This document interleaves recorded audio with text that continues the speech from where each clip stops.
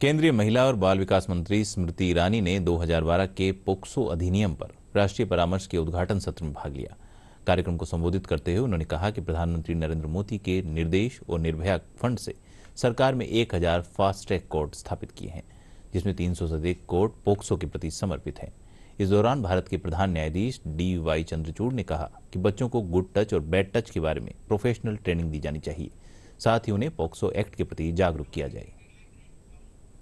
Today I am honored that the CGI will bring forth a report of trials and tribulations with regards to a decade of POCSO and its impact across 8 states. But I would like to here refer to a study undertaken supported by the World Bank, wherein there was a reflection of over 2 lakh cases across 28 states and union territories of India. What I'm about to pronounce is what I hope is reflected upon by the stakeholders. The average time that is taken to dispose of a POCSO case is 509 days. If you look at the national capital, in 2020, the highest average case length was 1284 days, which means that the number of days it remained pending before it was disposed of in the national capital.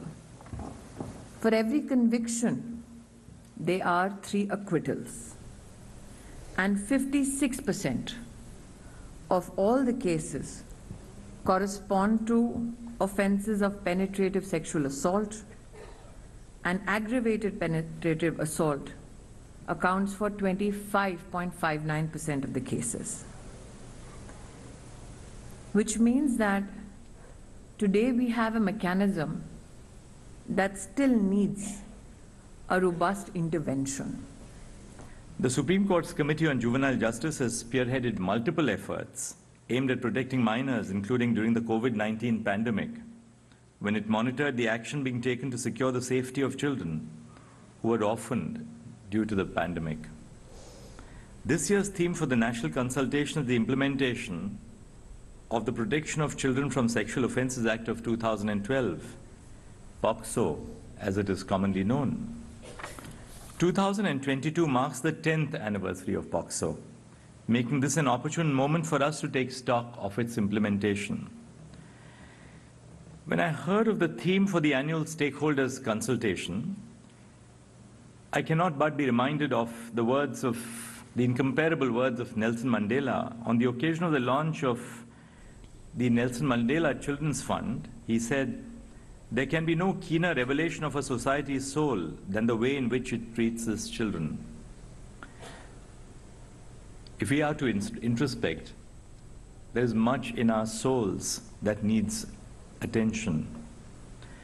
There is much truth to this statement. World over, children are the voiceless victims of physical, emotional, and sexual violence, and India is no exception to this phenomenon.